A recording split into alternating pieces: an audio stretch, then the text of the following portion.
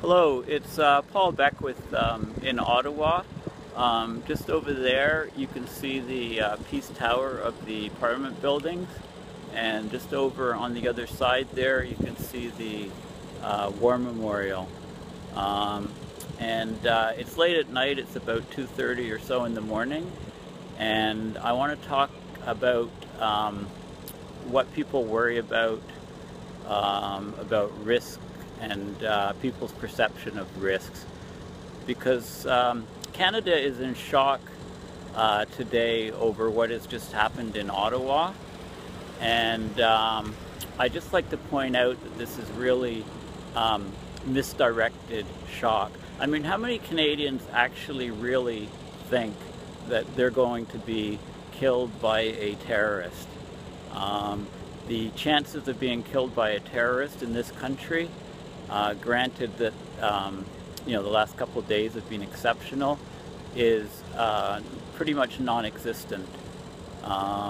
There's more chance of there's more people probably killed by a vending machine falling on them in this country than by a terrorist. I say terrorist in quotes. The real risk, is not terrorism. The risk is abrupt climate change. And the sooner the population realizes this, the more quickly we can start taking action and trying to mitigate and adapt and deal with the problem. The more it's ignored by politicians and governments, the worse it will become. It's way worse than you probably think, unless you're a climatologist and you're looking at the big picture. You're looking at how all the different pieces fit together. You're looking at how the Arctic is warming. The high Arctic is warming at much faster rates than the rest of the planet. The declining snow mostly in the spring, and the sea ice cover is exposing dark surfaces, so the region is warming by itself. This decreases the balance which we've had between the Arctic and the equator, so the jet streams become fractured and wavy and distorted, and we're getting extreme weather events. Some regions are having huge flooding.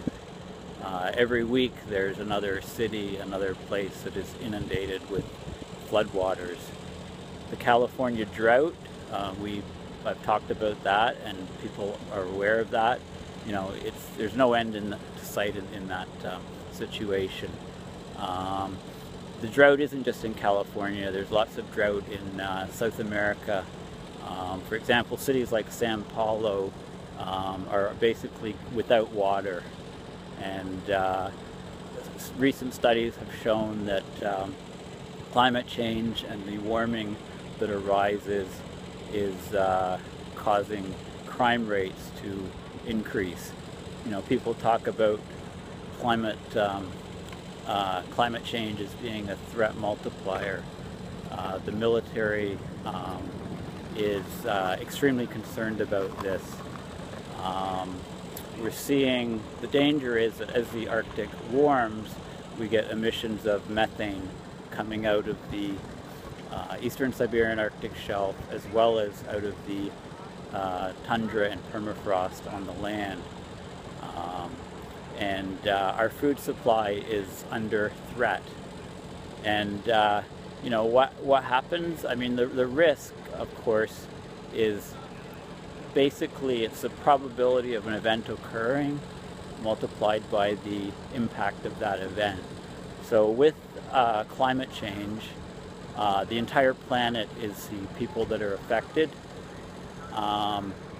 So even if the probability was low, the risk would be very, very high. Well, the probability is not low. The probability is approaching 1 that we are in for a really rough ride on this planet. It's a ride that we have not seen before. In a case like this today, which is going to put a lot of Canada in shock, and there'll be increased demands for more controls on people's privacy and their lives. Then this is as bad as it is, it involves one person or two people. It doesn't involve a lot of people, and yet this is the sort of thing that gets to people's gut.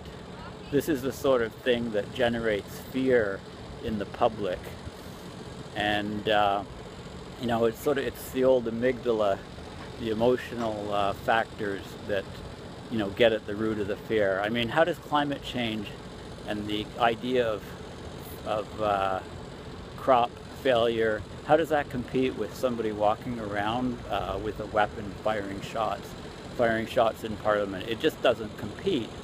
And yet, in order for us to deal with the problems that we are facing, it is time for Canadians to wake up and really get a grip on the threats that are important, the threats that are, like tomorrow, there's going to be, every newspaper in the country will probably have the first 10 pages on what's happened today. This will pass over time and be another one of these situations, that is very, distressing, but it's going to pass. The wars and the turmoil that we're seeing with Russia and the Crimea and the Ukraine situation, with the ongoing battles, the persecution of the Palestinian people, the massacre of women and children, as well as the deaths in Israel.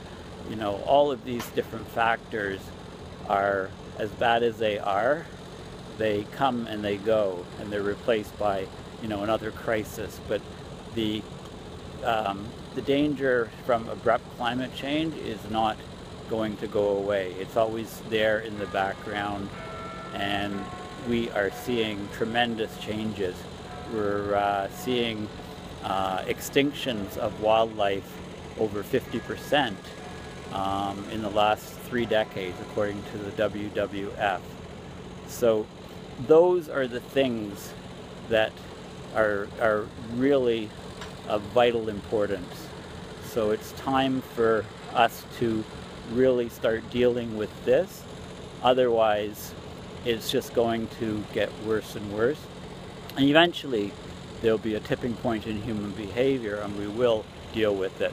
So, the purpose of the education and the advocacy and the outreach that I do as a climate scientist is to,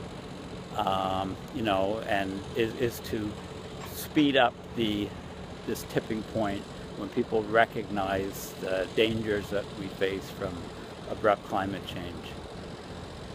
So, you might think, what's this guy doing walking around, so late at night with all of this going on? Well, there's police everywhere.